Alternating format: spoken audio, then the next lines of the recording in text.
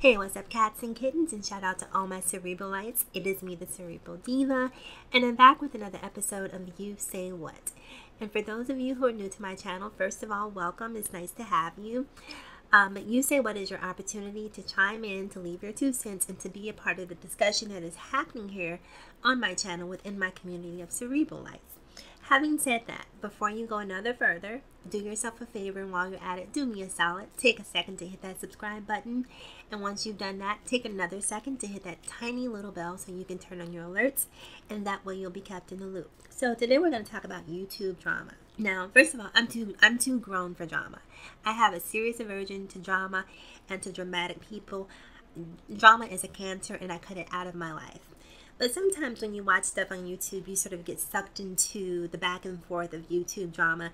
And this is one of those things where I accidentally happened upon some drama that sort of caught my eye.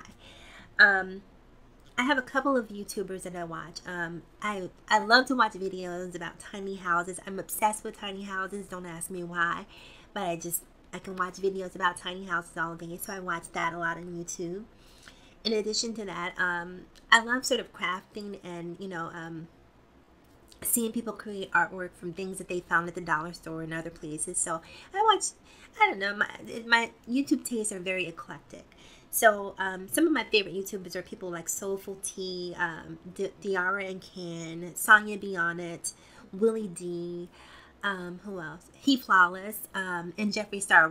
And the last two are both makeup artists. Now, they do some crazy makeup, and I'm a very simple woman. I'm sunblock, lip gloss, and maybe mascara if I'm feeling fancy.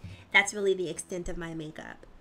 But even though I don't wear a lot of makeup, I'm really fascinated by the artistry, so sometimes I'll find myself sort of enthralled in watching makeup videos where people are doing things that I would never even consider doing. So I was watching another of my favorite YouTubers, which is Justin J1232. Now, I may be completely ruining those numbers on the end of his name, but I think that's relatively close. I came across Justin from watching Love and Hip Hop reviews. Really funny YouTuber, you should definitely check him out. But a few days ago, he did a video, and he was talking about some drama that was happening between the makeup artist Jeffree Star and another makeup guru by the name of Aina. Now, Jeffree has been being raked over the coals for quite some time and has been called out for being a racist for past videos. And in this most recent incident, the two of them had an exchange, and he called her a rat, i.e. a hood rat, which to some can have racist connotations. So he's been getting a lot of backlash from that, and that's essentially what the video was talking about, or what Justin J was talking about in the video on YouTube. So I listened intently because I want to hear exactly what he has to say. And then today I got an alert that Jeffree Star had also recorded a video where he was talking about his side and sort of being apologetic and atoning for some of his racist rants of his past that are coming at, he's sort of being Donald Trump. You know how the Access Hollywood video came back to haunt him. Sort of the same thing is happening with Jeffree Star, where now that he is a public figure, some of the things that he said in his past when he was angry, some of it's coming home to roost, and he's really having to pay for that in the court of public opinion, which I think that he should. You should be held accountable for that. Now the question is, can people change? Do people deserve an opportunity to change? And that's the difficult part, because I feel like we live in this day and age of social media that we live in. Every single thing that you say and do is scrutinized to the nth degree. Very often I find myself, even before I say something, prefacing it with an apology of some sort or a caveat, because I know that it can be misconstrued in 1,000 different ways. So you can say something very simple, like if I were to call, if someone overweight were to say something to me, and I would say that this fat chick said something crazy to me, instantly I would be labeled as a fat shamer. You know what I mean?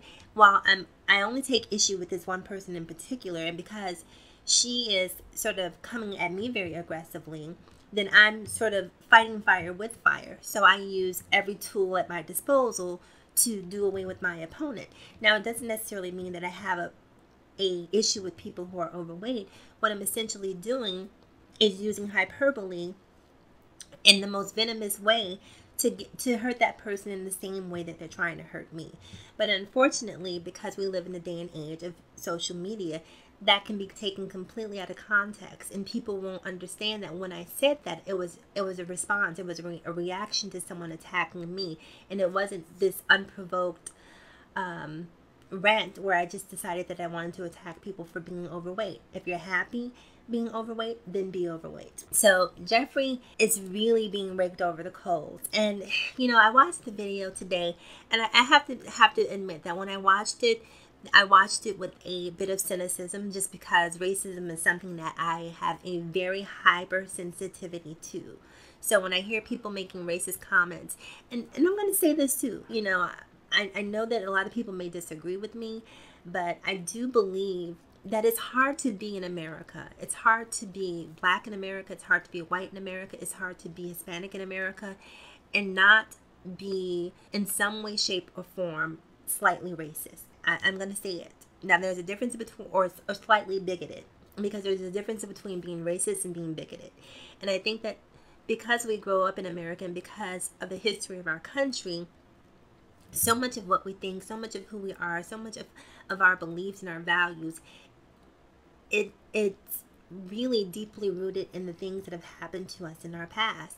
And when I hear a person like Jeffree say some of the things that he says, I'm not going to say give him a pass, because definitely not. But I can understand. Like, I watched the video. There's, what's her name? The crazy rapper girl who's always going off on people. Azalea Banks. She was on a flight, and she called the flight attendant the F word for homosexual. And the gay community went crazy. And her response to it was, I didn't call the gay community, I called him the F word. And as crazy as it may sound, I understood exactly what she was saying. What she was saying was, I had an issue with that particular person, and because we were in a very contentious environment, I said some things to him that I don't necessarily, I'm good with the LGBT community. I don't have a problem with the LGBT community, but when I'm fighting, all bets are off. All is fair in love and war. And whether it's verbal or physical, I'm going all the way in, is essentially what she was saying. So when it comes to this issue with Jackie Aina and Patrick Star, part of the problem that I feel is that if the two of them were to sit down and have a conversation one-on-one, Jackie and Jeffree, and completely take the social media component out of it, because the problem is egos are fueled by social media. People want to know who's getting read, who won, who slayed, who, so on and so forth. And so because of that, people there's this game of one-upmanship, where if you say this to me, I'm going to say this to you. So there's this back and forth that really is not conducive to an understanding on each side. I like them both. As a woman of color, I definitely can understand exactly Jackie's position, so I can't negate that in any way, shape, or form. As a proud supporter of the LGBT community, I can understand how being bullied throughout the course of Jeffree's life can definitely color how he fights when he's in an argument, when he's having a verbal exchange, because he's constantly been on defense mode his entire life. Now, does that excuse the behavior? Absolutely not. That it doesn't excuse the behavior. But what I'm simply saying is, and please don't comment with this, I can't believe you're supporting him, blah, blah, blah, blah, blah. I don't want to hear all that nonsense. What I'm saying is, I can empathize with the fact that he's been bullied, and sometimes hurt people hurt people. So hopefully this will be a learning experience for him. And like I said, this isn't the first time that he's had this sort of hiccup. So I'm hoping that moving forward, he will learn that, you have to choose your words carefully, or either you have to choose to get off of social media and just be a business person. At this point, your platform is so large, maybe it's time for you to walk away from social media, or have someone else handle your social media for you, so that you don't have to allow your ego to be ultimately your demise. So shout outs to Jackie Aina, shout outs to YouTube, the YouTube community in general. I think as YouTubers, we really have to be more supportive of each other, and hopefully stop allowing the negativity on YouTube